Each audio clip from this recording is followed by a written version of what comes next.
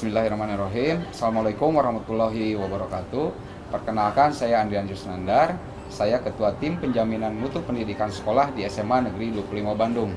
Dan ini rekan saya. Saya Melani Kurniasi, Wakil Kepala Sekolah Bidang Sarana Prasarana SMA Negeri 25 Kota Bandung. Pada tayangan ini, kami akan memaparkan tentang pengelolaan dan pengembangan sumber daya manajerial sekolah yang dilaksanakan di SMA Negeri 25 Bandung. Secara geografis, SMA Negeri 25 Bandung terletak di wilayah Bandung Tenggara, tepatnya di Jalan Baturaden 8, nomor 21, Ciwastra, Kelurahan Mekarjaya, Kecamatan Rancasari, Kota Bandung. SMA Negeri 25 Bandung didirikan pada tahun 1981 sebagai kelas jauh dari SMA Negeri Bale Endah, Kabupaten Bandung, dan mengalami beberapa perubahan nama hingga pada tahun 1996 berubah menjadi SMA Negeri 25 Kota Bandung hingga saat ini. Sejak awal berdirinya, sekolah ini telah mengalami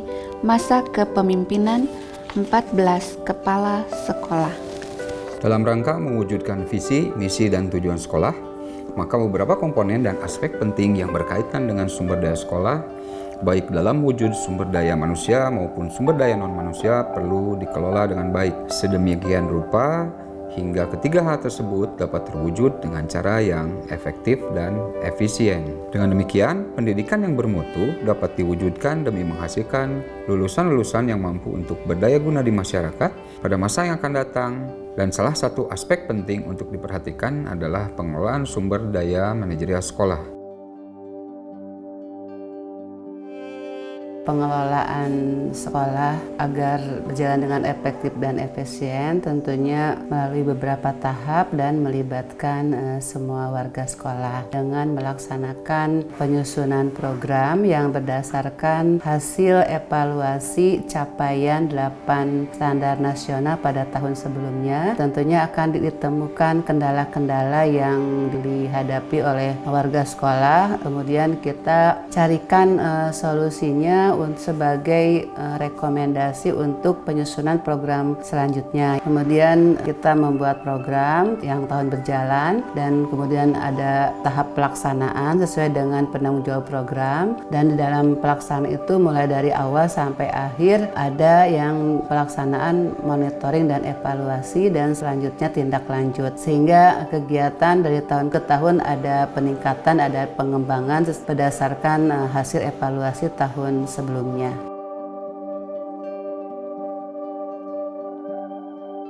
Tentunya satu kesuksesan suatu program adalah hasil kolaborasi semua warga sekolah dengan mengoptimalkan peran dari masing-masing tugas pokok dan fungsinya. Dengan mengoptimalkan semua personil tersebut, insya Allah semua program terlaksana dengan baik sesuai dengan yang diharapkan.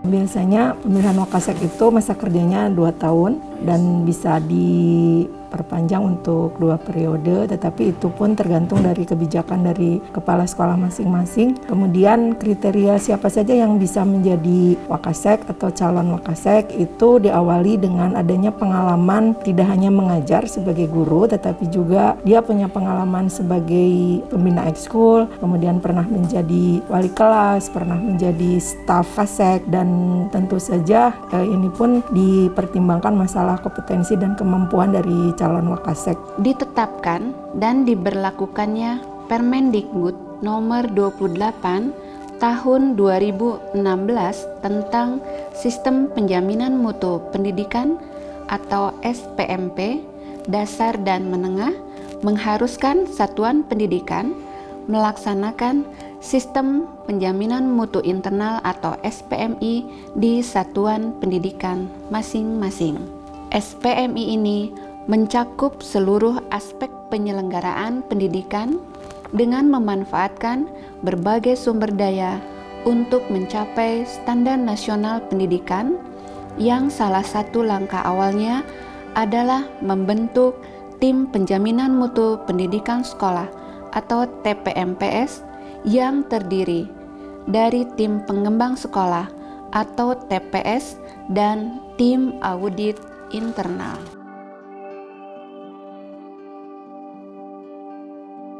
Untuk yang pertama, tahap Wakasek, contoh lama kerja itu bisa adaptasi, sosialisasi, kemudian bisa mengenal lapangan, potensi, evaluasi diri dari setiap individu. Untuk yang kedua, kriteria pertimbangannya adalah kemampuan manajerial. Yang ketiga itu kemampuan sosial dan pembelajaran. Untuk pertimbangan menjadi wali kelas, menurut saya pribadi ada 2 kriteria. Yang pertama itu lama kerja, misalkan, kemudian usia, apakah sudah menikah atau belum. Karena dia akan menjadi seorang orang tua atau ibu atau ayah di sekolah gitu. Kemudian yang kedua, kemampuan pembelajaran atau akademisnya diperlukan untuk kesuksesan anak-anak. Kemudian untuk koordinator MGMP, pengalamannya akan berpengaruh terhadap pertimbangan-pertimbangan sehingga MGMP itu lebih maju. Yang kedua, koordinator MGMP selain kepegawaian, pertimbangannya itu kualifikasi ya. Pada dasarnya pertimbangan-pertimbangan itu sebenarnya sangat fleksibel, tergantung kondisi. Minimal 5 poin dari saya. Yang pertama itu prinsipnya reward and punishment. Kedua, memberikan tantangan kepada beberapa personil sehingga dia menampilkan yang terbaik. Ketiga, saya selalu monitoring evaluasi. Yang keempatnya baru saya tindak lanjuti gitu secara personal. Kemudian yang kelima, jabatan tersebut masih kena stagnan, itu ada rotasi ya.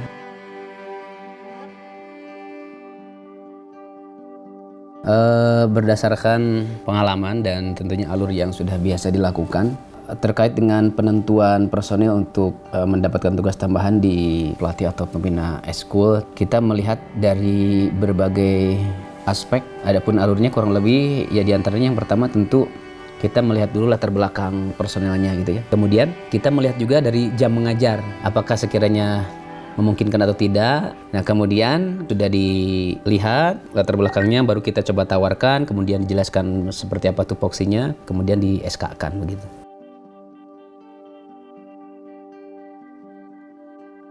Upaya untuk bisa mengaplikasikan atau mengimplementasikan keteladanan itu, yang pertama sekolah biasanya mengingatkan kembali gitu atau reminder kembali tentang apa itu visi dan misi sekolah. Pada intinya ketika kita berbicara tentang keteladanan, maka mau tidak mau keteladanan itu harus dimulai dari diri sendiri. Kemudian biasanya manajemen sekolah mulai mengimplementasikan keteladanan pada komunitas kecilnya di lingkungan sekolah. Umpamanya seorang wali kelas, beliau akan diminta untuk menjadi teladan bagi peserta didik di kelasnya masing-masing.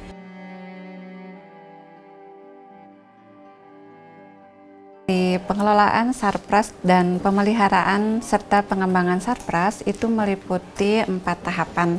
Yang pertama di pengadaan, kemudian yang kedua adalah pemeliharaan. Pemeliharaan ini juga menjadi 2 bagian. Yang pertama adalah pemeliharaan fisik bangunan dan yang kedua adalah pemeliharaan lingkungan sekitar sekolah.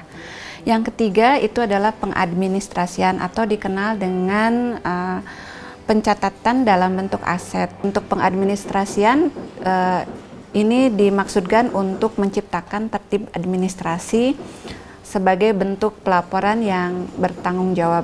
Kemudian yang keempat ini adalah pelaporan dan rencana tindak lanjut.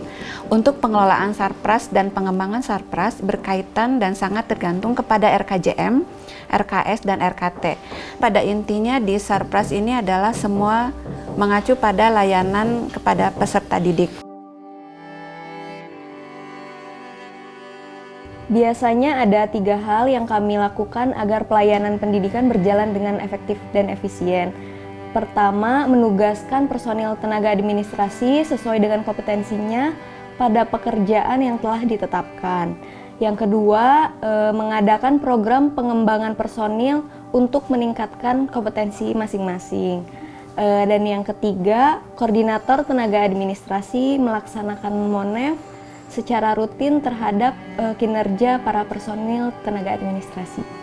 Para personil manajerial sekolah yang telah terpilih melalui mekanisme pemilihan umum maupun penunjukan langsung tidak hanya melaksanakan tugas dan fungsi mereka dalam melaksanakan fungsi-fungsi manajemen sekolah, namun juga dilibatkan dalam penyusunan visi, misi, dan tujuan sekolah. Sehingga dapat dikatakan bahwa pihak sekolah telah mampu mempengaruhi, menggerakkan, mengembangkan, dan memberdayakan para personilnya, tidak hanya pada ranah tugas dan fungsi mereka saja, tetapi juga bagi kepentingan bersama dalam mewujudkan pengelolaan dan penyelenggaraan pendidikan yang bermutu.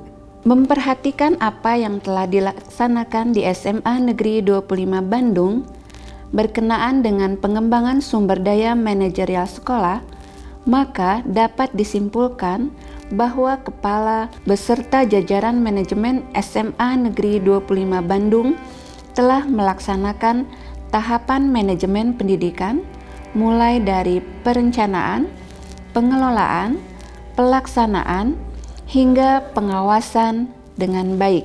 Demikian pula, berdasarkan sudut pandang efektivitas dan efisiensi, dapat dikatakan bahwa kedua aspek ini telah tercapai. Meski masih harus dioptimalkan, salah satunya adalah dengan meningkatkan pemberdayaan dan pengembangan para personil manajerial tersebut secara berkesinambungan. Demikian paparan tentang pengelolaan dan pengembangan sumber daya manajerial yang dilaksanakan di SMA Negeri 25 Kota Bandung. Semoga bermanfaat dan menambah wawasan pengetahuan kita semua. Billahi taufiq wal hidayah. Assalamualaikum warahmatullahi wabarakatuh.